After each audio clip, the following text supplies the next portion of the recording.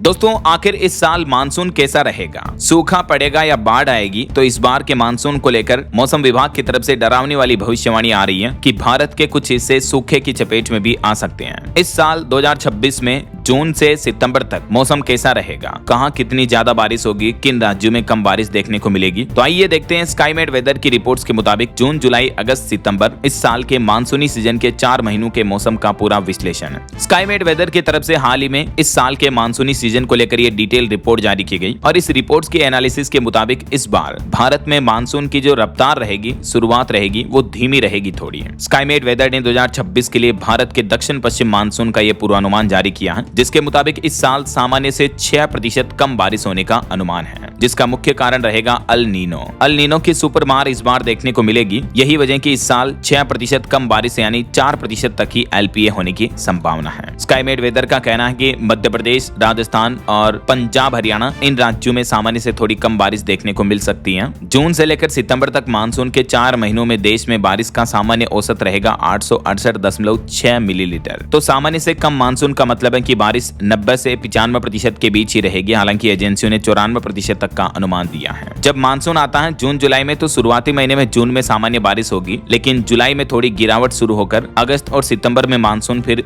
जल्दी कमजोर पड़ जाएगा। यही वजह कि इस साल खास करके अगस्त सितंबर महीने में बारिश की कमी ज्यादा रहने के संकेत हैं। मध्य और पश्चिम भारत के मुख्य क्षेत्रों में बारिश कम रहने के आसार रहेंगे। अगस्त से सितंबर के दौरान मध्य प्रदेश, पंजाब, हरियाणा, राजस्थान इन राज्यों में सामान्य से थोड़ी कम बारिश हो सकती है। वैसे तो जून के बाद जुलाई से ही बारिश में कमी होने का अनुमान जारी किया है। स्काईमेट वेदर की रिपोर्ट्स भी आप देख सकते हैं। एलपीए क्या होता है? लॉन्ग पीरियड एवरेज, यानी पूरे मानसूनी सीजन का जो ऑन एवरेज रहेगा वो कितना रहेगा, इस बारे में ये डिटेल जानकारी दी हुई है। क्योंकि मानसून की शुरुआत के साथ ही अल नीनो बनने की संभावना बन रही है। यही वजह है कि अल नीनो और ला नीना ये दो ऐसे मानसून के मुख्य फैक्टर होते हैं, दो पैटर्न होते हैं मानसून के। जब अल नीनो आता है तो समुद्री तापमान बढ़ जाता है और इस वजह से ज्यादा बारिश वाले क्षेत्रों में कम बारिश होती है, जबकि कम बारिश वाले क्षेत्रों में ज्यादा बारिश होती है। इसका उल्टा होता है ला नीना में। इसमें समुद्र का पानी तेजी से ठंडा हो जाता है और इसका असर दुनिया भर के मौसम पर पड़ता है। आसमान में बादल छाते हैं और अच्छी बारिश भी होती है। समझ रहे हो? तो इस तरह से इस बार मानसून के पैटर्न में ये प्रमुख बदलाव देखने को मिलेगा। हालांकि पिछले साल 2025 में तय समय से 8 दिन पहले ही केरल पहुंच गया था मानसून। इस बार मानसून कब तक पहुंच सकता है, तो इसको लेकर अनुमानित तारीख की घोषणा तो अभी तक नहीं हुई है। लेकिन एक तो इस बार गर्मी भी और तेज पड़ने वाली है, जो साथ ही गर्मी किसानों की जो गर्मी के सीजन की फसलें होती हैं उनको तबाह कर सकती हैं। और ऑल ओवर इस साल के मानसूनी सीजन में 6% कम बारिश होने की संभावना जताई है। हालांकि मानसून से पहले इस महीने अप्रैल में ही कुछ प्री मानसून बारिश भी देखने को मिल सकती है। 14 से 17 अप्रैल तक कुछ राज्यों के लिए मौसम विभाग की तरफ से यह अलर्ट जारी किया है। बाकी वैसे दोस्तों, आप कौन से राज्य में रहते हैं? आपके राज्य और जिले का नाम मुझे नीचे कमेंट करके बताइएगा जरूर, ताकि मैं आपके राज्य के समाचार भी आपके मोबाइल तक पहुंचा दूंगा। साथ ही इस वीडियो को लाइक और शेयर करना और DLS न्यूज चैनल को सब्सक्राइब करके बेल आइकन जरूर दबा देना, रोजाना ऐसी इंफॉर्मेटिव जानकारियां, महत्वपूर्ण समाचार देखते रहने के लिए। ओके, ख्याल रखिएगा अपने आप का, अपने परिवार का। मिलेंगे अगले नेक्स्ट अपडेट में, तब तक के लिए जय हिंद, जय भारत,